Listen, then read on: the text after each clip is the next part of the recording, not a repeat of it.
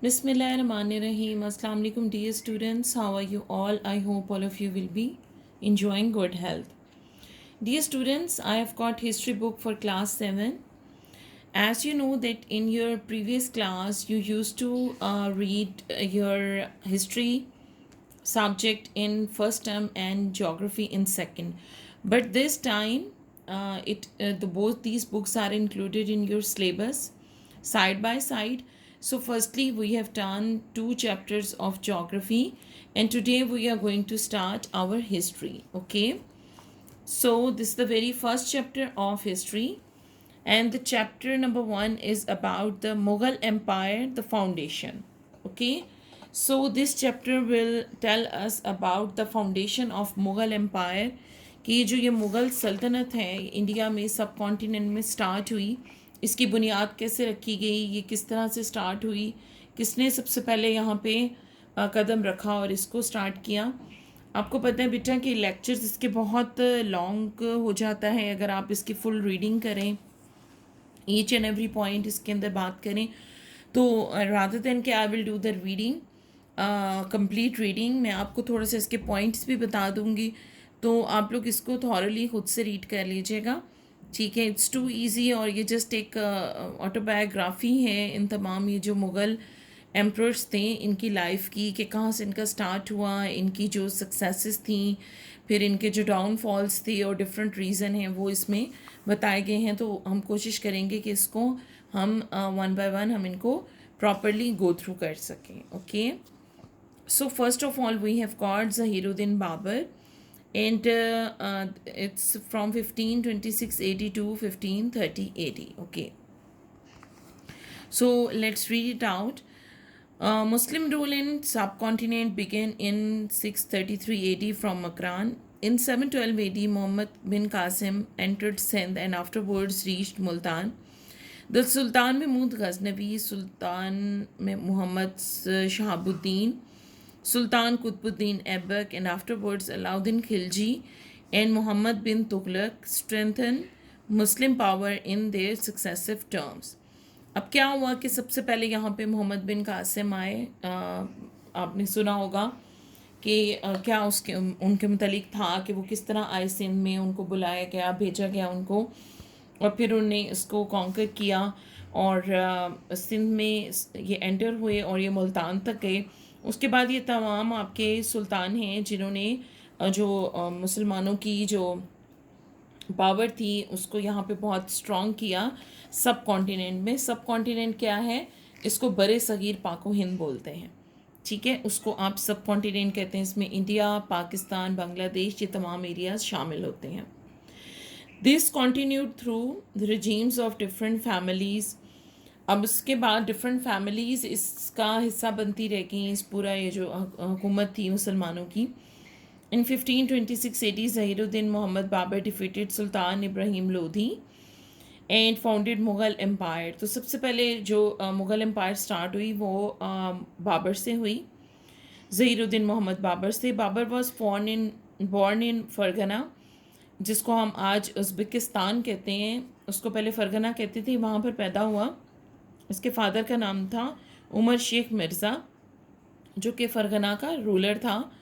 वो चुगताई नस्ल से था, तुर्क था, और अमीर तैमूर जो हैं बहुत मशहूर हैं हिस्ट्री में, ये उनकी पीढ़ी से था, उनकी फैमिली से था। और जो बाबर की मदर थी Qutlugh Nigar Khanum, she was the daughter of Kashgar, ruler of Kashgar. Kashgar के जो रूलर थे यूनुस खानी उनकी बेटी थी, जो कि चंगेज़ खान की नस्ल में से था। तो इसकी वजह से जो बाबर हैं ये बहुत दो फेमस जो सेंट्रल एशिया की जो फैमिलीज थी उनसे ये बिलोंग करता था। So he has got the power of Mongols and bravery and courage of Turk. तो उनमें उसमें जो मंगोल्स थे उनका भी खून था और तुर्क का भी। So he was like a very strong personality. Babur का जो लफ्ज़ है ये टर्किश लैंग्वेज का है, जिसका मतलब क्या होता है, लायन, शेर। सो अर्ली लाइफ जो बाबर की है तो उसके फादर ने उसके ऊपर बहुत ख़ास तवज्जो दी, उसकी तालीम के ऊपर भी, उसकी तरबियत के ऊपर भी। उसको लिटरेचर से बहुत मोहब्बत थी, मतलब पढ़ाई में बहुत अच्छा था उसको। डिफरेंट लैंग्वेजेस के ऊपर, पर्शियन, अरबिक, टर्क लैंग्वेजेस के ऊपर उसको बहुत ज़्यादा अबूर था। पोइट्री भी वो करता था।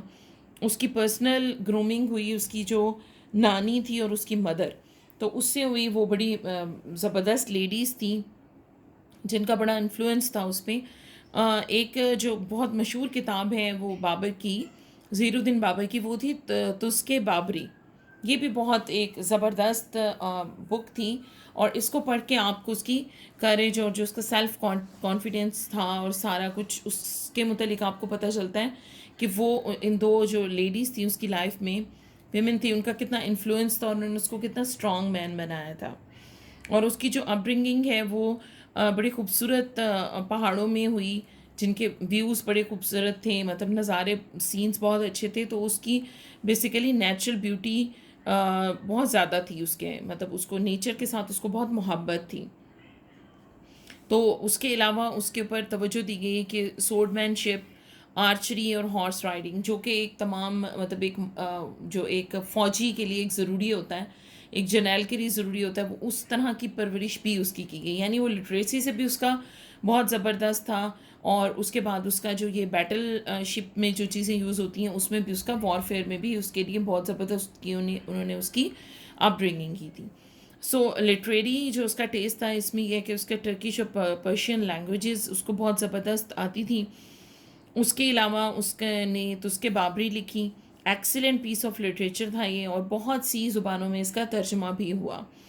और उसको मतलब जो आपकी बाबर की जो लाइफ के जितने एस्पेक्ट्स हैं वो आपको उसमें पता चलते हैं कि मतलब किस तरीके से उसने अपनी पॉलिटिकल लाइफ गुजारी और किस तरह से उसने एज ए रूलर अपनी लाइफ गुजारी। ठीक है, फिर उसके बाद आ जाती है उसकी प्रैक्टिकल लाइफ। जब वो 11 ईयर्स का था उसके फादर की डेथ हो गई। फिर उसके बाद जो एडमिनिस्ट्रेटिव रिस्पॉन्सिबिलिटीज़ थी वो उसके ऊपर आई। ये उसकी प्रैक्टिकल लाइफ का स्टार्टिंग पॉइंट था, और आप अंदाज़ा करें he was too young at that age still, मतलब वो बड़ा प्रैक्टिकल था, और उसकी अपब्रिंगिंग बड़ी ज़बरदस्त तरीके से हुई कि वो उसने अपनी जो लाइफ में उसकी दो चीज़ें थी, एक उसका पॉलिटिकल पोजीशन था और एक उसका जो उसने इंडिया में रूल किया। ये दोनों उसकी पर्सनालिटी के एस्पेक्ट्स थे जो कि उसके साथ साथ रहे उसकी लाइफ में। उसके बाद था उसका excursions of Babur in Central Asia, कि किस तरीके से बाबर ने इन जगहों के ऊपर मतलब जो अपना एशिया के अंदर उसने किस तरीके से कदम रखा, किस तरह से अपना वहाँ पे उसने इन्फ्लुएंस कायम किया। तो बाबर के इरा में अगर आप देखें तो आपको जो उसके जो सेंट्रल एशिया में उसके दो इम्पॉर्टेंट राइवल्स थे। एक ईरान का किंग था और दूसरा शबानी खान था, in the 10th generation from Genghis Khan, जो चंगेज़ खान की 10वीं नस्ल से था। He founded a great empire in Central Asia which lasted from 1580 to 1598 80। इस अरसे में उसने बहुत ज़बरदस्त वहाँ पे एक बड़ी स्ट्रॉन्ग सी ग्रेट एम्पायर अपनी बनाई थी सेंट्रल एशिया में। Babur had continuous fierce battles with Shaybani Khan during his stay there. तो बाबर और शबानी खान की बड़ी आपस में वहाँ पे फाइट्स भी हुई। नेक्स्ट जो बाबर की लाइफ का एक पॉइंट आप पढ़ेंगे वो है अटेम्प्ट टू कॉन्कर समरकंद, कि कितनी दफ़ा उसने किया। समरकंद था कैपिटल अमीर तैमूर का, बहुत खूबसूरत हिस्सा था और बड़ा ट्रेड सेंटर भी था, बहुत से वहाँ पे तजारती मरकज़ था, तो बहुत तजारत वगैरह होती थी। तो बाबर इसको कॉन्कर करना चाहता था, फ़तह करना चाहता था, और उससे सारी बात है उसको बहुत से इकोनॉमिक और पॉलिटिकल फ़ायदे भी होते अगर वो करता। सो उसने क्या किया, उसने अटैक किया समरकंद पे 1496 में, और लेकिन इस दफ़ा वो फेल हो गया। However another attempt after 1 year proved fruitful, तो 1 साल बाद उसने फिर हमला किया। तो 100 डेज़ भी उसको नहीं हुए थे समरकंद में कि उसको पता चला कि फ़रगना के ऊपर कब्ज़ा हो गया। तो बाबर ने समरकंद को छोड़ा और वो फ़रगना गया, लेकिन इस चक्कर में उसका फ़रगना भी उसके हाथ से निकल गया और समरकंद भी।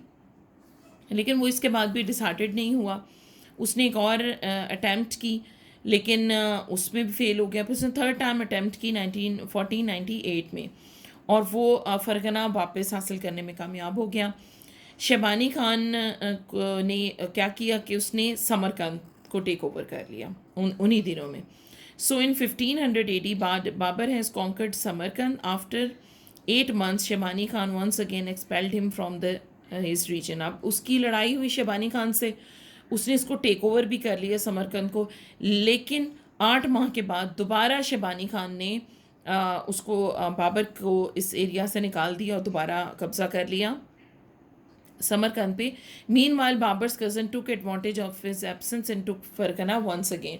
सो ये जो फरगना और इसका जो इशू था समरकंद का, वो यही था कि ये इसको कॉन्कर भी कर लेता था लेकिन इसको कंट्रोल नहीं कर पाता था। बेसिकली डिस्टेंस का कुछ रीज़न था, कुछ मेन इंटरनल कुछ रीजंस भी थे जिसकी वजह से इसका कंट्रोल नहीं हो पाता था। Capture of Kabul and Kandahar by Babur. तो considering this state of affair, Babur and his followers decided to establish their rule in Kabul and Kandahar। अब उन्होंने सोचा कि हम कंधार में और काबुल में अपना जो इन्फ्लुएंस है वो करते हैं।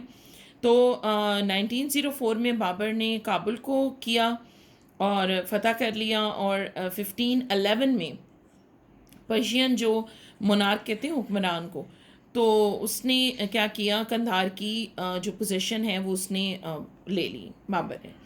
Thus consolidating his rule in Kabul and Kandahar, Babur marched towards Indian subcontinent। तो कंधार और काबुल के अंदर मतलब अपना करके इन्फ्लुएंस उनको कॉन्कर करके फिर ये सब कॉन्टिनेंट की तरफ गया। Reasons of Babar's attack on Indian सब कॉन्टिनेंट। अब इसके रीज़न क्या थे? 2 टाइम्स ऐसा हुआ कि जब उसने किया तो उसमें यूँ हुआ था कि during his stay in Kabul Babur marched upon Indian subcontinent. Initially he made small incursions between इस टाइम में 1516 से 24 में उसने छोटे मोटे हमले करता रह गया, और फिर उसने यहाँ पे जितना जियो पॉलिटिकल यानी जितनी भी इंफॉर्मेशन थी उसने वो गैदर की यहाँ पे, और उसने सारा ये जो था सर्च किया कि यहाँ पे कौन है, किस तरह से वो सारा कुछ कर सकता है। तो at that time northern areas of subcontinent were under the sway of Ibrahim Lodi. Ibrahim Lodi के पास था जो नॉर्दर्न एरिया था सारा। अब उसमें मसला ये था कि जो इब्राहिम लोधी था उसके जो अमीर थे और बाकी तमाम लोग वो उससे बहुत तंग थे, क्योंकि उसका जो पर्सनल एटीट्यूड था और पॉलिटिकल भी जो उसका था उससे लोग जो है ना वो नहीं थे, एग्री नहीं करते थे और वो उसको पसंद नहीं करते थे। तो हुआ ये कि जो गवर्नर था पंजाब का दौलत खान, वो इतना तंग हुआ, उससे एजिटेट हुआ कि उसने क्या किया, बाबर को कहा कि आप आओ यहाँ पर आके और उस पर हमला करो, हमें हेल्प करो। तो बाबर ने इसको एक्सेप्ट किया दौलत खान के लोधी के जो इनविटेशन को, और उसने क्या किया कि 1524 में उसने इब्राहिम लोधी को शिकस्त दे दी, लाहौर में कब्ज़ा कर लिया। अब दौलत खान को ये लगा कि बाबर उसको गवर्नर बना देगा लाहौर का, लेकिन बाबर ने उसको नहीं किया। उसने किसी और को गवर्नर बनाया और दौलत खान को उसने जलंधर का एक छोटा सा हिस्सा दे दिया। तो बाबर के वहाँ से जाने के बाद दौलत खान ने क्या किया, उसने खुद से ही पंजाब पूरे के ऊपर उसने कब्ज़ा कर लिया। बाबर को जब ये पता चला तो उसने इसको कहा कि भाई आप रिटेलिएट करो, आप पीछे हट जाओ जो आप बगावत कर रहे हो, लेकिन दौलत खान इससे पीछे नहीं हटा।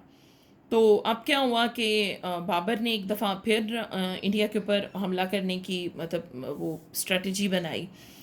तो जब जितने अमीर थे जो इब्राहिम ख़ान लोधी के साथ थे, उन्होंने जब सुना कि बाबर ख़ुद से मतलब आ रहा है और बाबर कितना ब्रेव है, उसने कितनी मतलब किए हैं जगह कॉन्कर भी किए हैं, लड़ाइयाँ की हैं, तो उन्होंने क्या किया कि उन्होंने अपना जो अलायंस है वो चेंज कर ली, यानी जो अपनी दोस्ती थी वो उन लोगों ने बाबर के साथ कर ली, और उसकी उनकी हेल्प की वजह से बाबर ने इंडिया को कॉन्कर कर लिया।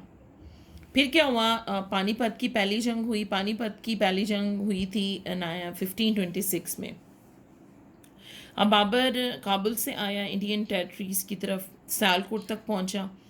It was hard for Daulat Khan Lodi to stand against Babur. सारी बात है दौलत खान लोधी इतना स्ट्रांग नहीं था बाबर के मुकाबले में, तो उसने क्या किया, उसने शिकस्त तस्लीम कर ली। बाबर ने कॉन्कर किया पंजाब को और फिर वो दिल्ली की तरफ गया।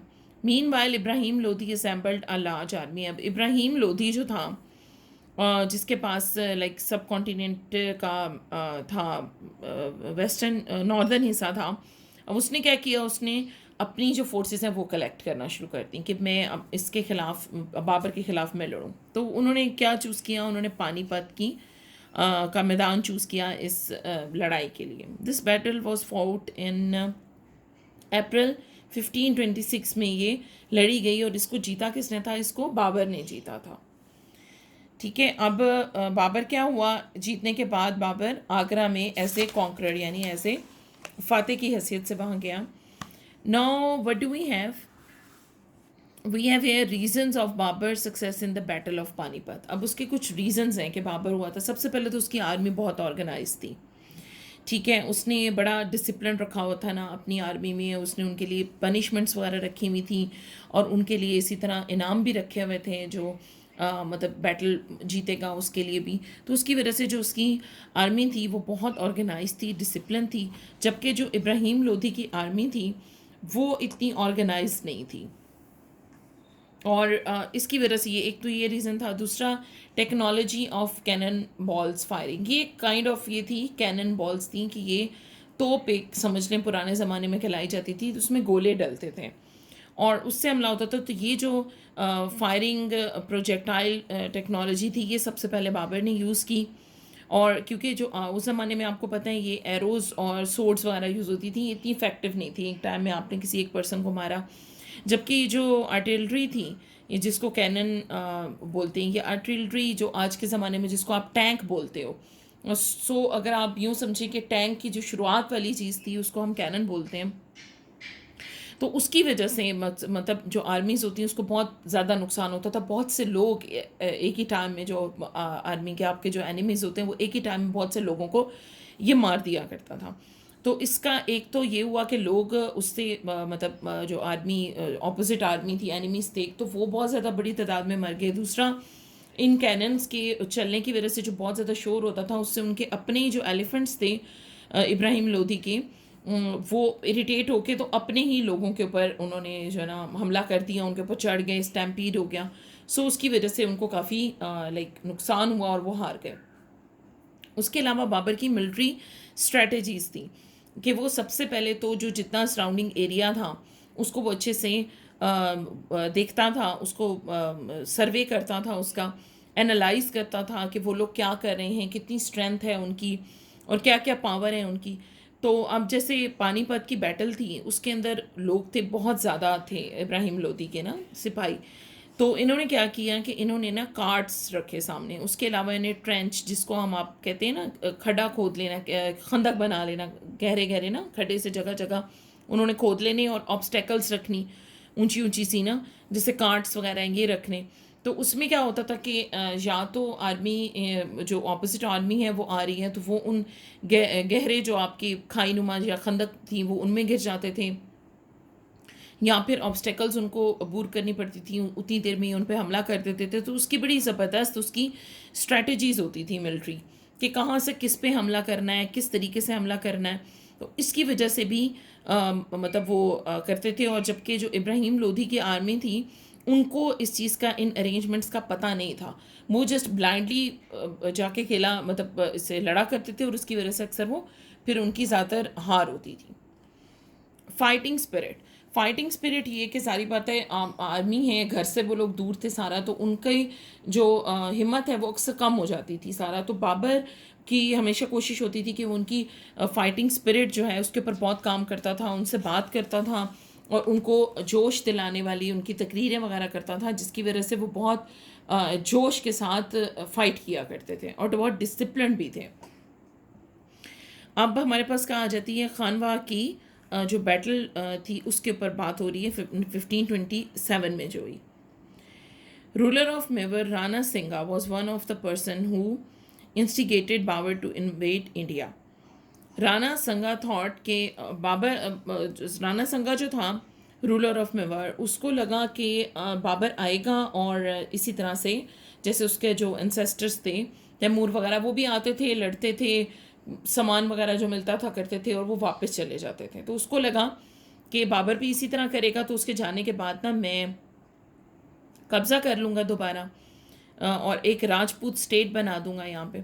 लेकिन बाबर ने क्या डिसाइड किया, उसने कहा कि वो वहीं इंडिया में ही रहेगा। तो उसकी वजह से जो राणा संगा ने सोचा हुआ था, उसके एम्बिशंस थे, वो तो सारी बातें फ्लॉप हो गए। अब उसने सोचा कि भाई अब ये बाबर को तो यहाँ से निकालना पड़ेगा। तो अब क्या हुआ कि बाबर की और राणा संगा की जो आर्मीज हैं इनकी आपस में खानवाहा आगरा के करीब एक जगह है, वहाँ पे इनकी लड़ाई हुई। अब जो आर्मी थी राणा सिंगा की वो 10 मिलियन थी। आप इस अंदाज़ा करें इतने ज़्यादा लोग थे। उसकी वजह से जो बाबर की आर्मी है उसमें काफ़ी ज़्यादा एक खौफ पाया जाता था। उसके अलावा उनके जो कुछ एस्ट्रोलॉजर थे, मतलब ये जो मुस्तकबिल का हाल बताने वाले आप समझ लें, उन्होंने भी आर्मी के अंदर बहुत गलत सी खबरें फैला दी कि जी आप हार जाओगे सारा। तो उसकी वजह से बड़ी मतलब डिसहार्ट भी थी बाबर की आर्मी। तो इस सिचुएशन में बाबर ने एक बड़ा ज़बरदस्त उनको एड्रेस किया, जो कि यहाँ पे लिखा हुआ है, जिसमें उन्होंने बताया कि आप अल्लाह की खातिर लड़ रहे हो और आपको अल्लाह की खातिर ही लड़ना है। आप अगर बच जाते हैं तो आप गाजी हैं, और आप शहीद हो जाते हैं तो अल्लाह की नज़र में बहुत मकाम है आपका। तो उसने एक बहुत ज़बरदस्त और उसने एक बड़ी स्पिरिचुअल सी और इस तरह की स्पीच दी, मोटिवेटेड के सब के सब जो उसकी आर्मी के लोग थे, वो जो बाबर की आर्मी थी वो बहुत मोटिवेट हो गई और they were ready to fight with their like will, और जितनी उनकी पावर थी टिल देयर लास्ट ब्रेथ। उन्होंने ओथ लिया, कुरान मजीद के ऊपर हल्फ लिया कि हम अपनी आखिरी सांस तक हिम्मत करेंगे और लड़ेंगे। तो इस हिम्मत के साथ फिर उसके बाद बाबर ने वही स्ट्रेटजी की जो उन्होंने पानीपत में की थी। तो उससे क्या हुआ कि जो राणा संगा की आर्मी थी उसके अंदर भी सेम यही प्रॉब्लम था कि वो उतने डिसिप्लिन नहीं थे, और मतलब आर्टिलरी की भी जो है वो टेक्नोलॉजी वो भी बाबर के पास थी। उसकी वजह से क्या हुआ कि ये जो राणा संगा की आर्मी है ये हार गए। इवेंचुअली वो स्कॉट फिर जो राणा संगा है उसने मतलब फिर से हालात अपनी फेवर में करने की कोशिश तो की है, लेकिन वो नहीं कर पाया और फिर आखिरकार वो पकड़ा गया और उसकी डेथ हो गई, उसको मार दिया गया। अच्छा, फिर उसके बाद आ जाते हैं हमारे पास victory of Chanderi. After success at Khanwa Babur March towards Chanderi. अब ये जो खानवा था इसके बाद चंदेरी की तरफ बाबर गया। अब वहाँ पे राणा संगा जैसे प्रिपरेशन कर रहा था, तो उसने पहले तो कोशिश की बाबर ने इससे बात करने की कि भी तुम मतलब एक छोड़ दो, लड़ाई का रास्ता छोड़ दो और सामने मेरे घुटने टेक दो ना, मेरे ओबीडियंट हो जाओ। लेकिन उसने रिफ्यूज़ कर दिया। तो फिर उसने क्या किया, उसके कैसल का ना जो उसका महल था उसका उन्हें मुहासरा कर लिया। तो काफ़ी मतलब डिटर्मिनेशन से लड़े राणा संगा की आर्मी भी और बाबर की आर्मी भी। लेकिन बाबर की जो आर्मी है वो उनको विक्ट्री मिली। जारी बात है उसकी बड़ी ज़बरदस्त स्ट्रैटेजीज थी। So after defeat in Panipat and the battle of Ghaghra, Afghan had also quickened their activities in Bihar and Bengal. तो जो अफ़गान थे उन्होंने अपनी जो एक्टिविटीज़ थी वो बिहार और बंगाल की हद तक उन्होंने अपनी एक्टिविटीज़ को महदूद कर दिया। With the brother of Ibrahim Lodhi had announce himself a king. अब क्या हुआ कि वहाँ पे जो इब्राहिम लोधी का भाई था उसने अपने आप को किंग डिक्लेयर कर दिया। तो बाबर ने उसको कब डिफीट, कहाँ डिफीट किया, इधर घाघरा पे। बाबर की जो डेथ हुई वो 1530 AD में हुई। Babar established his rule after a long struggle hardy before getting some peace he passed away।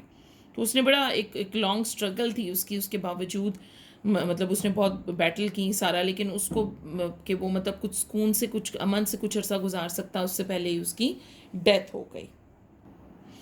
Alright students, इस लेक्चर के अंदर हम लोग यहीं तक ही पढ़ेंगे। इंशाल्लाह नेक्स्ट लेक्चर में हम इसको कंटिन्यू करेंगे और हम जो नेक्स्ट है हम लोगों का नसीरुद्दीन मोहम्मद हुमायूं, हम इसको पढ़ेंगे। ठीक है, इसके मुतालिक तमाम डिटेल्स। तो अभी तक आपने जितना पढ़ा आप इसको बहुत अच्छे से इसकी रीडिंग करें, ठीक है, ताकि आपसे कोई पॉइंट मिस नहीं हो जाए। सो इंशाल्लाह we will continue it next time and you will get the notes of this chapter from office, admin office आप कलेक्ट कर लें और साइड बाय साइड आप इसकी रीडिंग के साथ साथ आप इसकी जो लर्निंग का प्रोसेस है वो भी स्टार्ट करें, ताकि आप लोगों को अपनी जो है आपकी असेसमेंट्स उसके अंदर आपको प्रॉब्लम नहीं हो। Okay, so dear students, take very good care of yourself. इंशाल्लाह we will meet in the next lecture. Till then, take care of yourself. Allah Hafiz.